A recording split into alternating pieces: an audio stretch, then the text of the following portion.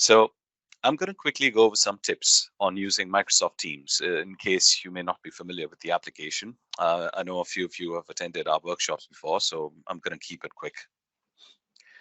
Up top there on the Teams window, you'll see a bunch of icons. And depending on the size, you're going to see in the middle somewhere, there's going to be these three dots. That's the important one. Click on that. It's going to show you all of the other options available. The main one's obviously device settings. That's going to let you change your microphone and things like that. So you're going to see your audio, the speaker, the mic, and camera if you're having any trouble with any of those. And towards the right up top, there's the icon for your camera and mic. You can turn off the camera or mute your mic. Just click on those. And if you're invited to speak, don't forget to unmute yourself. I believe Edward here has got an override and he can turn off all the mics off, which I think he's done. So well done. All right.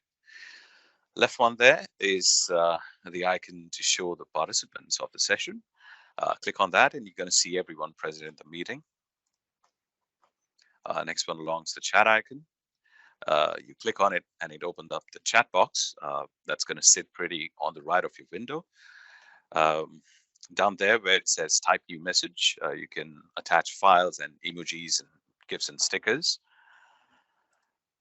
And the third one along is where you can raise your hand if you want to ask a question or if you want to contribute to the session. Be aware that we're still sort of getting used to all of this as well. So apologies in advance if we miss seeing your hand raised. If that happens, please type your question in the chat box and one of my team members should respond to you there. So this is the schedule for today's workshop. After the conclusion of introductions, the session is going to run for about 45 minutes or so, followed by a 15-minute general discussion. And here's the outline of the course. We will start by going over some background information, some basic stuff like IP addressing, LAN and WAN. This is the basis to understanding network address translation. Then we look at NAT features such as port redirection, DMZ, open ports, port triggering, and ALG.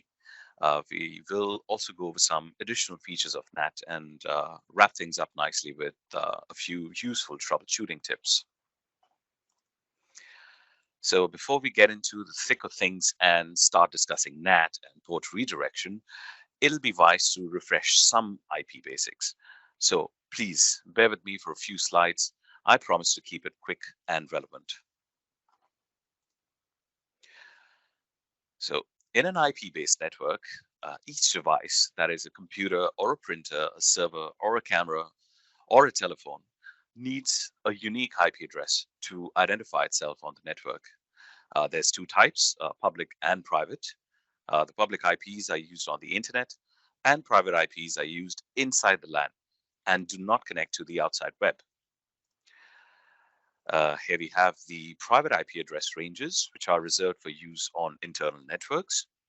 Different sites may use the same IP addresses over and over again, as long as they do not communicate directly with each other. But as soon as you start connecting them together, for example, when you're using VPNs, then it becomes necessary to have separate sets of IP addresses or using address translation.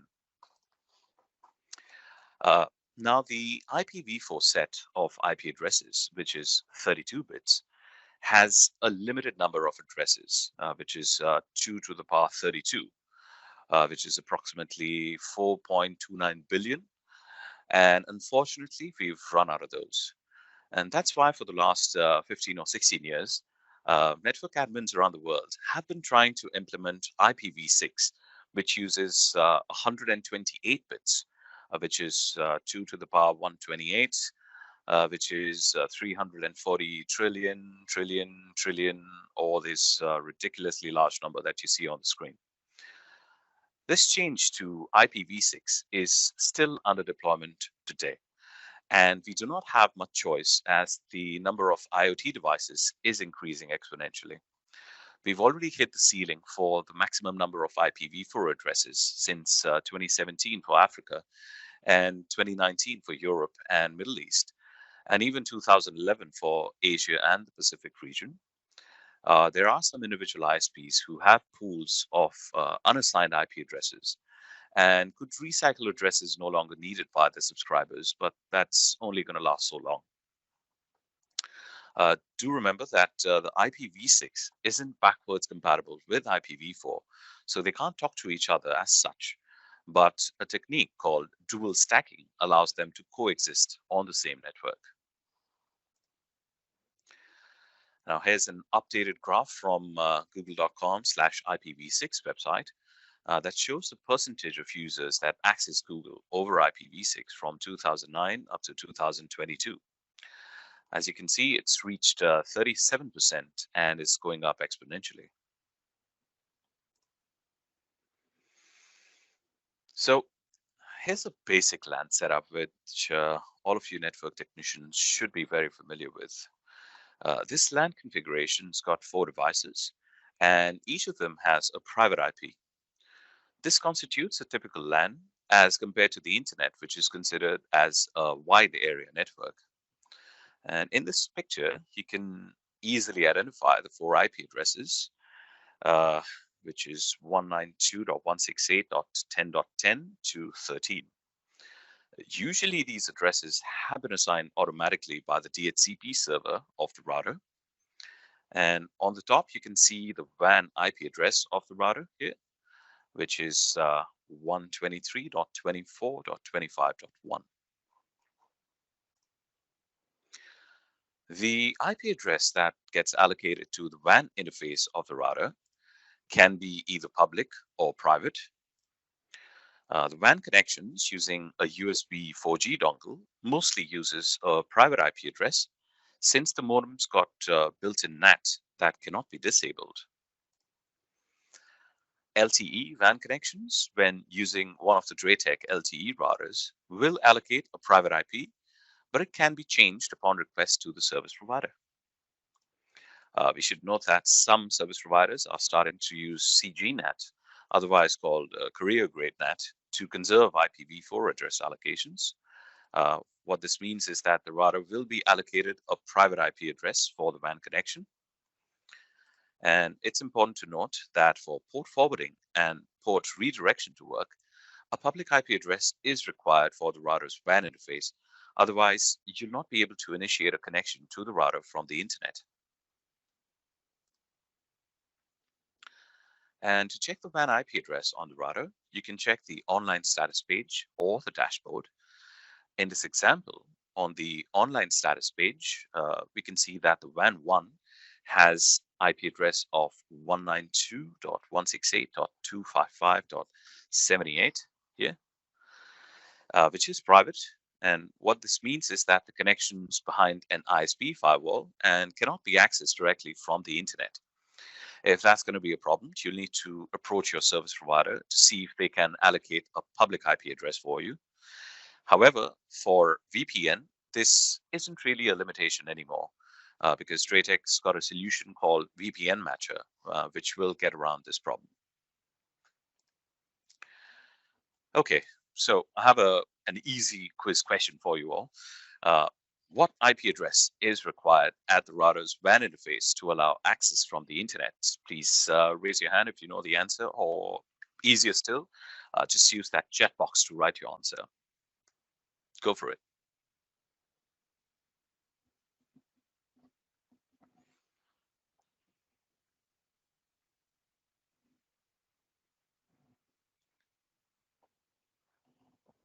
To check if you've been paying attention, the answer is B, which is a public IP address.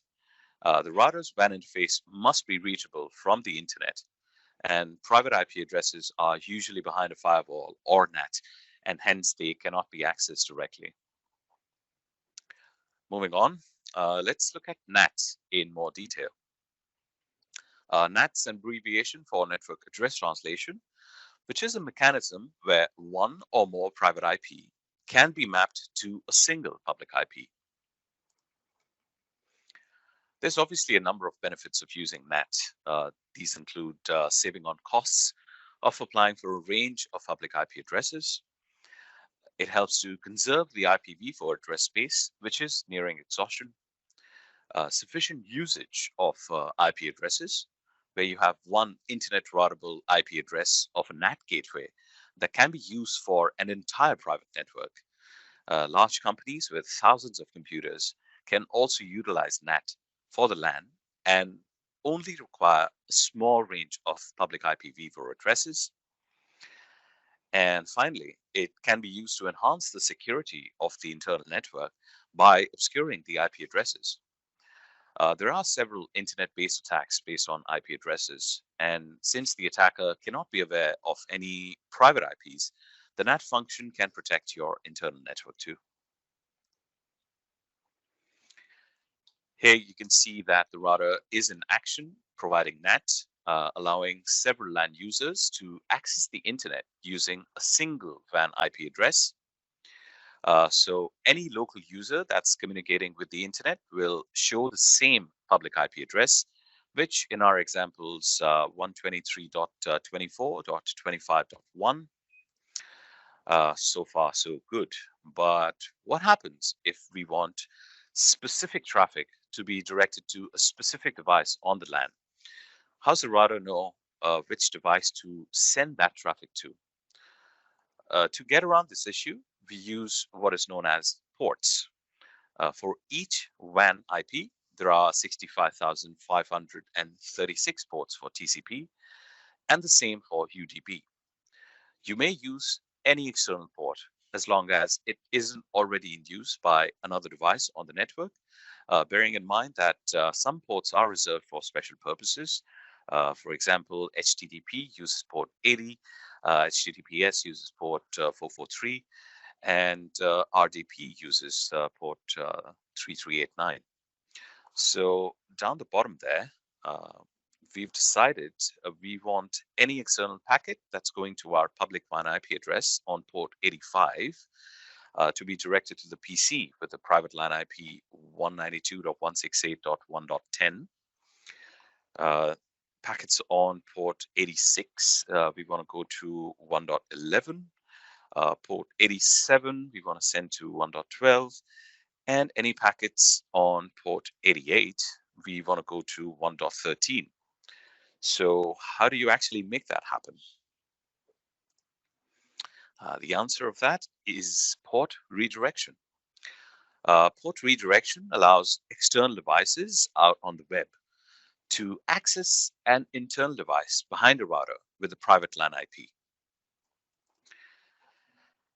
So here's a typical scenario where you want someone out on the internet to be able to access an FTP server on your LAN on IP 192.168.1.12. So as you know, FTP usually uses port 21.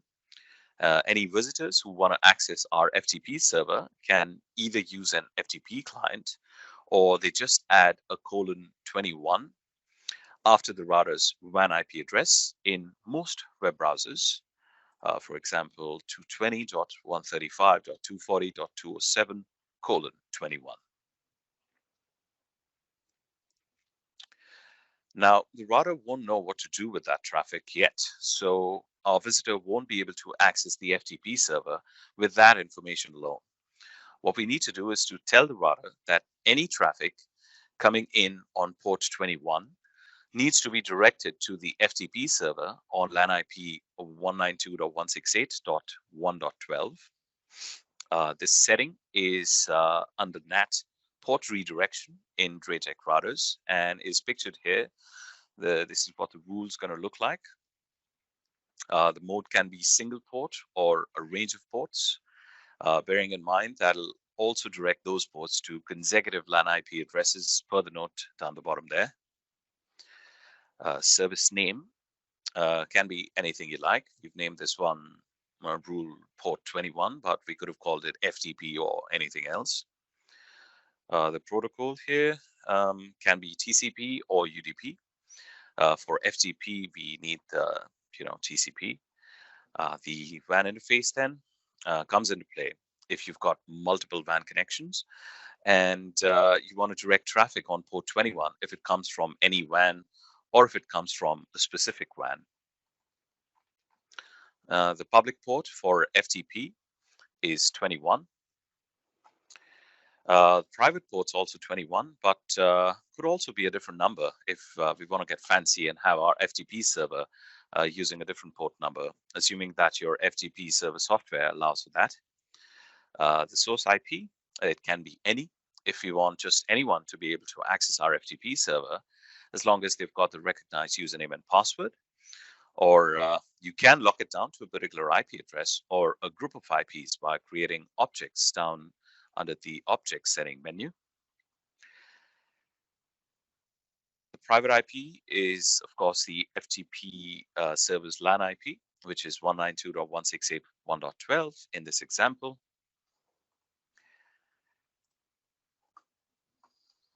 Just referring back to the port ranges, in case where you need multiple host port redirections, where you've got a range of IP addresses with a range of port numbers, let's look at this example where we want ports 8080 to 8081 to be directed to consecutive LAN IPs 192.168.1.10 and 11 on port 80. Once we add our public port ranges and the start IP, the router automatically adds .11 for port 8081 and go to port 80 on the second web server. So in other words, we've got two web servers using port 80 internally, but to get to them from the internet, visitors will go to either port 8080 or port 8081, and the router is then going to send the visitors to the correct web server based on the external port used. You've got another option, which is DMZ. That's the demilitarized zone. The DMZ is an area inside your LAN where no ports are blocked. It's super convenient when you've got an equipment or an application that needs several ports to be open. A good example of that would be a VoIP device.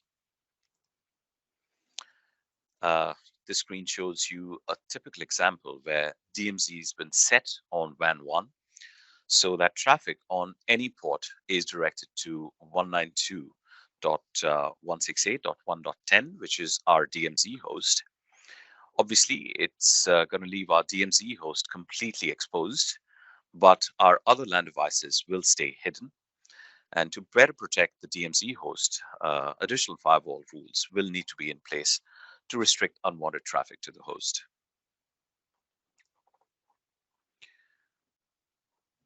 So let's see how that is actually set up on a DrayTek router. First, we select the WAN that's going to be used by clicking on one of the tabs across the top.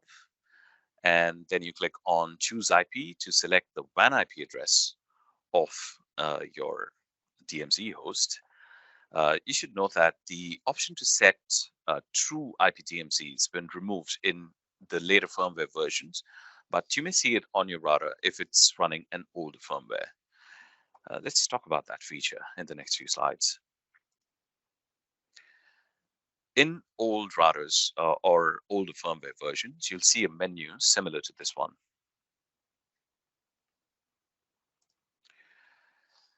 Now, what if you need the public IP address to appear on the device in the DMZ? A typical application is when you've got a WIGA 130 or a 167 in bridge mode. You'll find that you lose connection when the WIGA 130 is bridged because every packet just passes through it. A solution to this is to put the WIGA 130 in true IP DMZ mode. This setting is sometimes required for users who use gaming or multimedia application. You can see in the bottom picture that the WAN IP 172.12.18.101 is being passed onto the PC in the true DMZ area. So how to configure true IP DMZ? You do this under NAT, DMZ host setup. Select the active true IP from the pull-down menu up there at the top. Then you type the MAC address of the device in the DMZ. What this will do is tell the router to pass on the public IP of the DMZ host behind the router. You can also use this in a typical case where someone's using L2TP over IPsec VPN and they encounter issues due to NAT incompatibilities with IPsec. In this case, where your VPN client will use the public IP address and the router will pass the IPsec packets through the NAT barrier without any issues.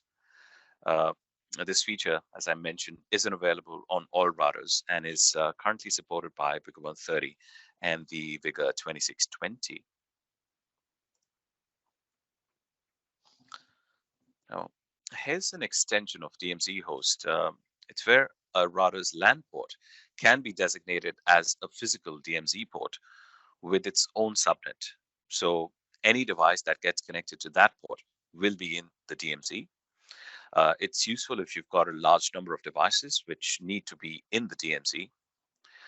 This one's actually supported on the bigger 3220 that's pictured here. It's not available on all routers. Now, here's a common application for DMZ. This one's when you're transitioning phone services from the old PSTN system to the NBN VoIP services. Very often, the NBN service provider will supply a basic VoIP router, which is locked into their network, and it's difficult to migrate the VoIP service to a VoIP-enabled DrayTek router if the ISP won't give you the SIP details. The solution then is to place your ISP supplied router into the DMZ of the DrayTek, as you can see in the diagram. There's a knowledge base article and I believe a video that Darren produced that discusses this in much detail. So what do we do if you want to direct more than one port to a single host on the LAN? We use open ports, which is similar to port redirection. Just be aware that incoming ports are not mapped to a different port number on the LAN side of the router.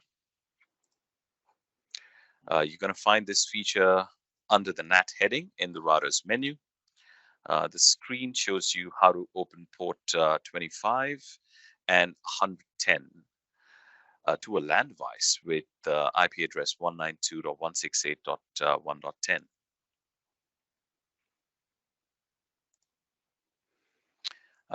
Do note that the source IP can be an IP object or an IP group. Another thing you can do is you can forward a range of ports to an internal server by specifying the start and the end port. For example, port 25 to 35 and 110 to 120 have to be redirected to our mail server now. All right, so I actually spoke about 3 different methods that are supported by DrayTek routers of port mapping, which will forward the traffic onto your router's WAN interface to a specific LAN host and make it accessible from the internet. So the 3 methods were redirection, open ports, and DMZ. Do note that there's a priority level of each method. For example, if there's an incoming packet which matches a rule in both redirection and open ports, then it's going to be forwarded to the local address as defined by port redirection because it's got the highest priority. So how do you decide which NAT rule to use? Firstly, you've got to be aware of the priority of the port forwarding rules. Redirection's got the highest priority, followed by port redirection and then DMZ.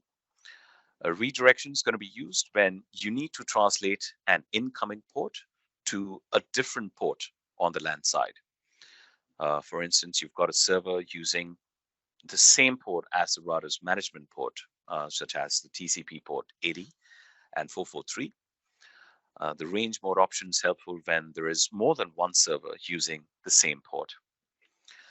Next one's open ports, which is used when a single server has many different ports that need to be open to the internet. And finally, there's DMZ that opens everything to the LAN host from the selected WAN. Just to check if you've been paying attention, here's another quiz question. This one, super easy. We just spoke about this. What is the order of priority for NAT port forwarding rules? Is it A, the port redirection, open ports DMC? Is it B, open ports DMC redirection? Is it C, or is it D? Well done. A sea of A's. The answer is A. That's port redirection, open ports, and DMC. Well done. That one was actually too easy. Let's try another one, shall we? So if we have a mail server on the LAN that requires two TCP ports, that is 25 and 110, to be forwarded from the internet, which NAT option are you going to use? Is it A, open ports? Sorry. All right. Is it A, port redirection, B, open ports, C, DMZ, or D, all of the above? I see a bunch of B's. All right. Turns out this was easy too. So the answer is B, open ports. What we'll do is we'll enter the ports required as shown here. And for single port numbers, we have the starting point and ending points in the range to be the same numbers. Well done. Let's quickly look at port triggering. This one's actually a feature in Vigor routers which allows a host machine to dynamically and automatically forward a specific port back to itself. What's that, you ask? Well, let's take an example of connecting to an IRC server.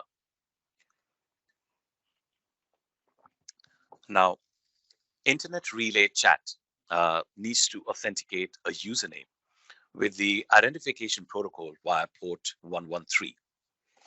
And when you log into IRC, you typically connect to the server at port range 6660 to 6670. Now, to verify your username, the server replies and it makes a new incoming connection to your computer on port 113.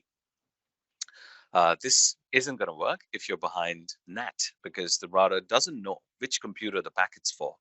So it drops the packet and the authentication to the IRC server will fail. While you can use port redirection or open ports to get around this, it'll mean that only one device on your LAN is going to be able to authenticate on the IRC server. But what if you've got more than one? The solution to that is to use port triggering. In case of IRC, you can create a triggering rule, which will create a temporary port redirection on the PC, which made the initial outgoing request. The trigger port is the outgoing port that the application uses, which is 6660 in this case. And the incoming port, which is port 113, is the port that's used by the application for it to work. These are not going to be opened until the corresponding port gets triggered, and it will be closed after a set amount of time. This will give you more flexibility than simple static port forwarding because it's not necessary to set it up for a specific address on your network. And this will allow multiple clients to connect to IRC servers through your NAT router. And of course, you're going to gain on security because in the sense that the inbound port isn't left open when it's not being used. Okay, ALG, that's application layer gateway. It's a method that allows certain media streams, such as VoIP and some video streams, to get access across your firewall. Now, ALG understands the protocol used by a specific application, such as SIP, which is the session initiated protocol. A NAT router with built-in SIP ALG can rewrite information within the SIP message. That's the SIP header and the body that makes signaling and audio traffic between the client behind NAT and the SIP endpoint possible. Protocols like SIP and RTSP and FTP often fail when the service server is behind NAT. The solution to the problems, ALG. When you've enabled ALG, the router will replace the private IP with the public IP in the negotiation packet from the client and will open dynamic TCP and UDP ports required for the connection. And now, what you see on your screen is how to enable ALG in DrayTek routers, the settings under NAT in the router's main menu. Of course, it's not going to work well with some applications. Here's a typical example where ALG needs to be disabled. The customer and associated tech support for the Avaya system have said that they need to see the external IP address of the connection in order to register it. In this case, we don't want the DrayTek router to present the modem's internal address to the phone system. Some of the entries in this log show the IP address 172.16.1.222, which is the LAN address of the DrayTek router, while some are displaying the external address in the private address field. And according to the techs at Avaya, they need to be showing that external address in the IP address field and not the internal IP of the modem. Simply disable ALG and it'll solve the problem. A quick update. Nowadays, DrayTek routers got ALG disabled by default, and you can enable it via the GUI or via Telnet. Let's now have a brief look into some other features of NAT. If you've got any questions, guys, use that chat box. The team's on standby. Now here's NAT loopback. This is a pretty handy feature that's added to DrayTek routers, and it's enabled by default. This works after configuring the open ports redirection or DMZ host in the router. Once you've configured it, you can use the public IP or the domain name to access the server from both your home or office network, as well as from the internet. For example, the internal web server shown in the image can be accessed by users in your local network using the public IP 1.2.3.4 or the domain name, which is example.com, thanks to NAT loopback.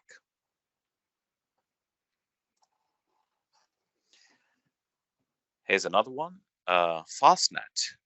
This is a feature that's available in Linux-based routers such as the Vigor 3900 and 2960. It allows specific LAN hosts to skip inspection by the router CPU and go directly to the FastNAT path. What it means is that the router will forward the traffic from a particular LAN to the chosen WAN directly. The function will reduce your CPU load and will speed up performance of the NAT sessions. However, since you're going to be skipping traffic, features like firewall will not work. In this example, the Vigor 2960 is acting as the internet gateway for a university dorm, and there are hundreds of students accessing the internet through it at night. So the CPU usage during the time is usually high. The network administrator would like to reduce the usage and speed up the NAT performance of the student's LAN using FastNAT. However, an exception is going to be needed for the VPN network to let the students connect to the campus network. One thing we should mention is that since the Vigor routers have a built-in web server for routers management using port 40 and 443, you'll need to ensure that these port numbers do not clash with the port redirection or open port settings. In the example on your screen, you can see how to change the default HTTPS and the SSL VPN port numbers so they won't clash with the port redirection or open port configuration that's using port 443.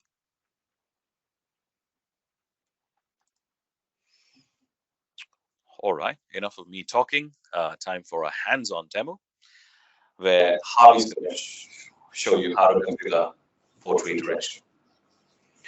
I'm going to pass you on to Harvey. He's going to take you us in detail. Thank you, Java. Let me take over the screen. Okay, getting here. Right, this is our router today, the 2927. And what we'll do today is go on the NAT and do some port redirection. So I've recorded a short video so that we can go faster. Remote access to a LAN device from the internet using RDP, Remote Desktop Protocol. Yeah, so here you will see we have two tests, two users. One will have any public IP, and then one will have a special, typical IP address which we have selected. So we will do tests for both and use a port 11,000 to get access to an RDP server. And the RDP server, as you all know, is using port 3389. And then later we'll put a filter, and the filter will only allow this one. So bear with me. Then I will put a filter so that only one IP address can access this port redirection. We will now log in on a 2927 router, and we will check the one IP. We can see that it is 106.69.158.214. We will then go and create a new port redirection rule, which we'll name as RDP. We will use the public port as 11,000, and the private IP is 192.168.1.10, and the private port is 3389. So see this sketch.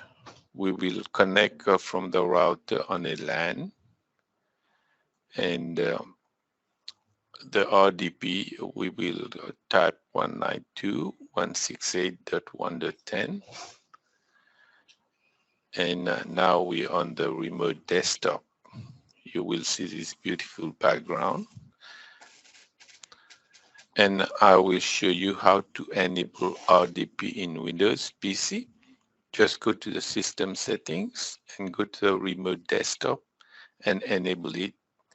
I have already done it before, or else the RDP would not have worked.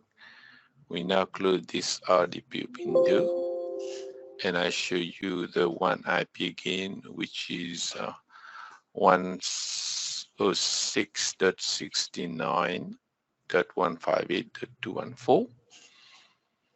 And see the sketch. We will now connect from any IP address on the internet. So we now have our RDP connection window. We will select the one IP address.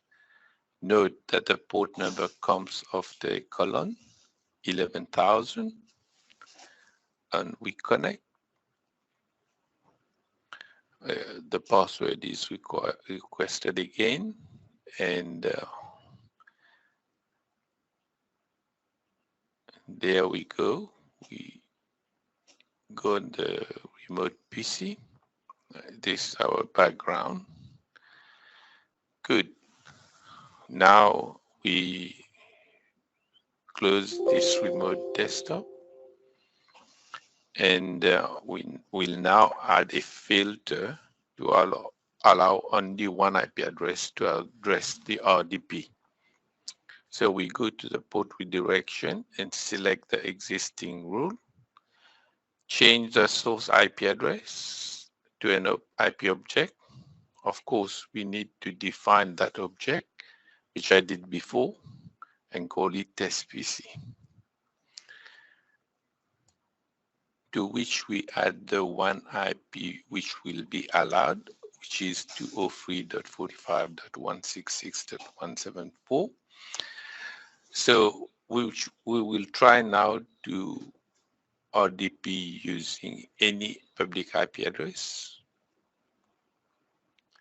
And when we try, nothing happens because it is not allowed. Check the IP. One IP address is a 220.235, etc. So try again, and we got an error message. So we will now try with a PC with an authorized one IP address, which is 203.166.174.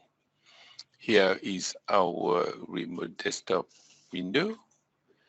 We log in, and immediately we get a request for password.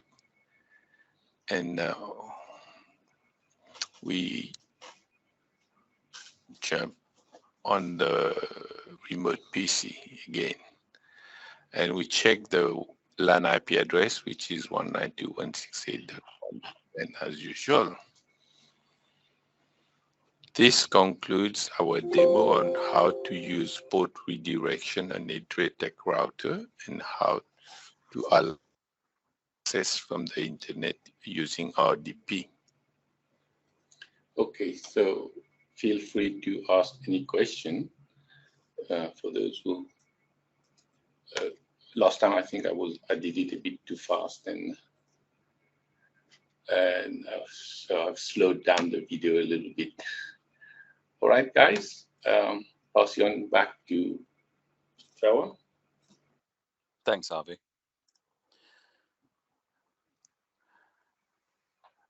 Okay, so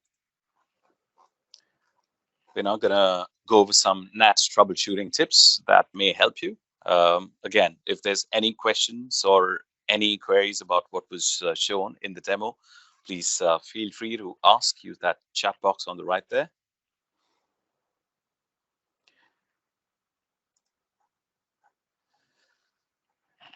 Okay, I'm going to talk about a very common issue that gets reported to us.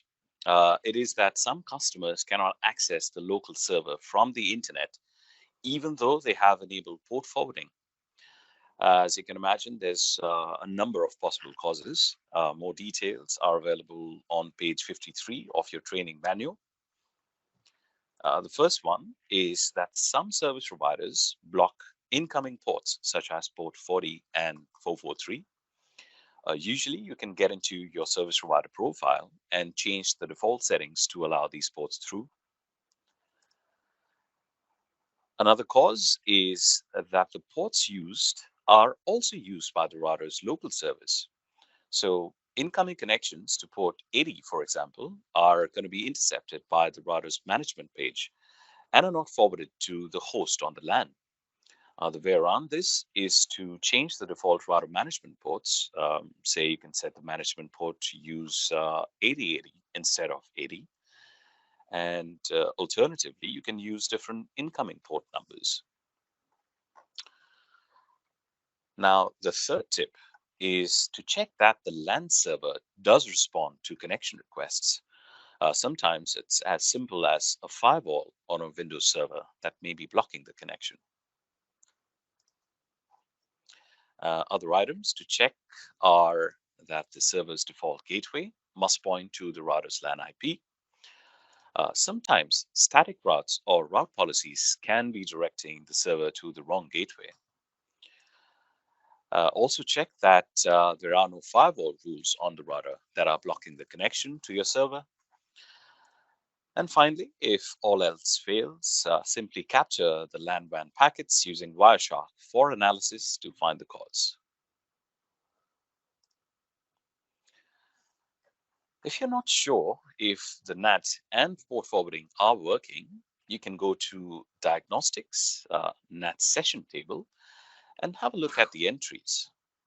This will tell you if the required incoming port from the internet is seen by the router and the destination on the LAN.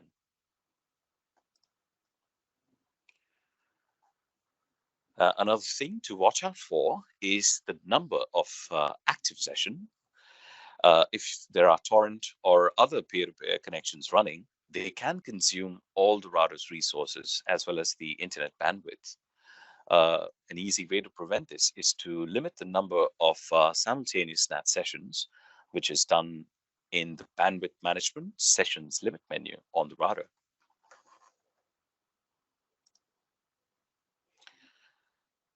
Here's another common one we've come across, is that some internet applications will time out due to low timeout values required by the application. There's one example that we came across. It was with the Titan software, which is a cloud-based software used by car dealers to manage their inventory. The solution was to increase the UDP and TCP timeout values by using the port map time telnet command. This one's been explained in the knowledge base article on your screen there.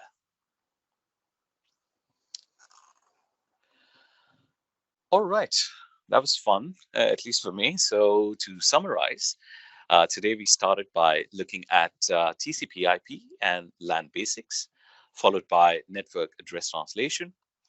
We then looked at port redirection, DMZ, open ports, port triggering, and ALG, and we finished off with some troubleshooting tips. So there we go. All right, so I guess I rushed through the entire session. I hope it was informative for you all. We've now got another 15, 20 minutes or so if you'd like to ask any questions. If you can't hang around, please do fill out that survey to let us know how we went. Let us know what you liked or what you think needs work. We'll add a link in our chat box right there. There we go. Roy's done that. Thank you. Please fill that up. It's going to qualify you for 105 New Zealand dollars off of the price for one of the new AX models, which is the bigger 2865 AX or the 66 AX or the 2927 AX. This one's valid till the 15th of October. So please make sure you fill up that survey before you go. Thanks everyone for coming along today. I do hope it was useful in developing your knowledge of DrayTek's NAT solutions. The floor is now open. I'm going to quickly add that if you're not subscribed to our newsletter to receive a heads up about our next workshop, please drop us an email at sales@draytek.com.au. And do subscribe to our YouTube channel. Darren puts in a lot of heart and a lot of effort into updating that weekly with webinars. So do subscribe. And all right, we're open to questions now. So over to the text.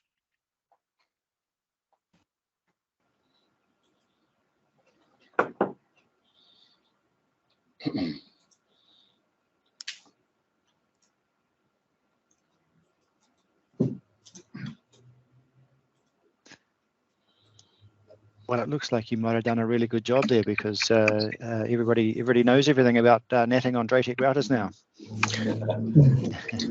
Also, while it's there, I'd just like to mention in a couple of hours' time, we'll be having a webinar on ACS3. So if people are interested, I'll post the link in the chat box if they want to have a look at that. And it's talking about the topic is ACS3, auto VPN, and VPN monitoring. So it's probably worthwhile if you're interested in ACS3 to come along to that as well. It'll be in about 12 o'clock our time, probably 2 o'clock your time.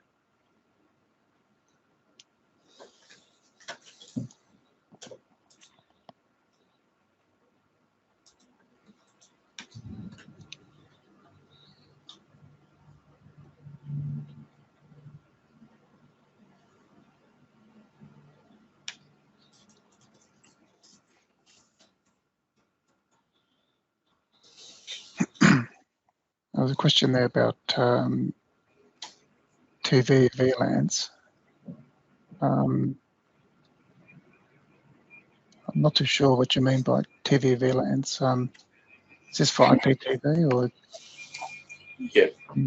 we have some application notes on that, how service providers use VLAN tag to send TV, whatever, to your router. So I will try to send an email to you later on. It's Mauricio, right? Yeah. Okay.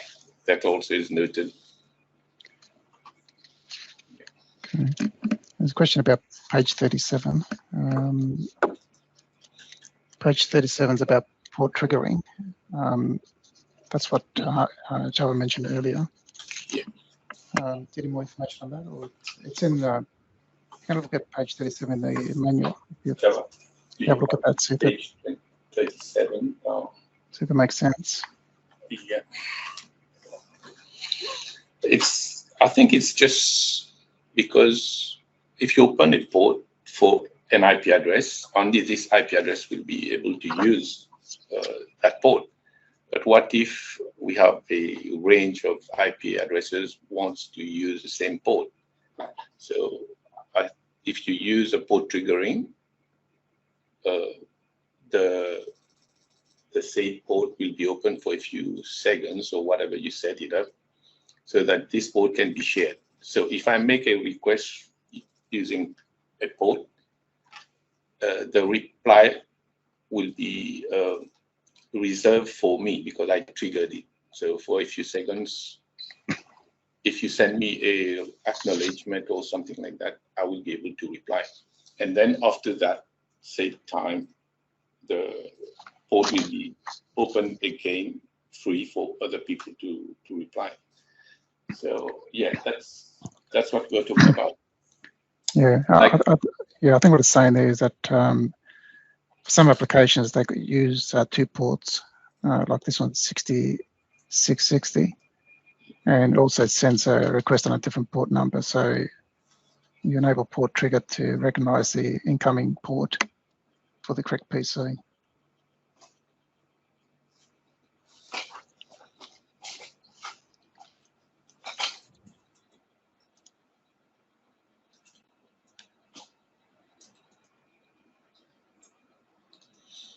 So I think there should be an application note as well on the DrayTek knowledge base as well. Yeah. Yeah.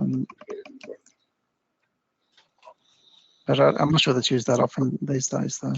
Yeah, it was for IRC server that long time ago. Yeah. Yeah, if you think about other applications, probably don't exist anymore. But the feature's still there in the router. Yeah, and anytime you have question, if you send it to support@draytek.com.au, it will automatically create a support ticket, and any one of us will be able to reply to your queries anytime. So feel free to use it. It's a free service, and yeah, so.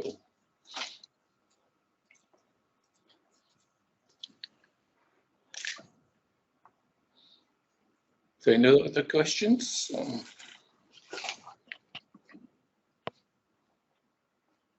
If there's not, then we might all be able to knock off a little bit early and have an early lunch, or at least for us anyway. It's still morning tea time there.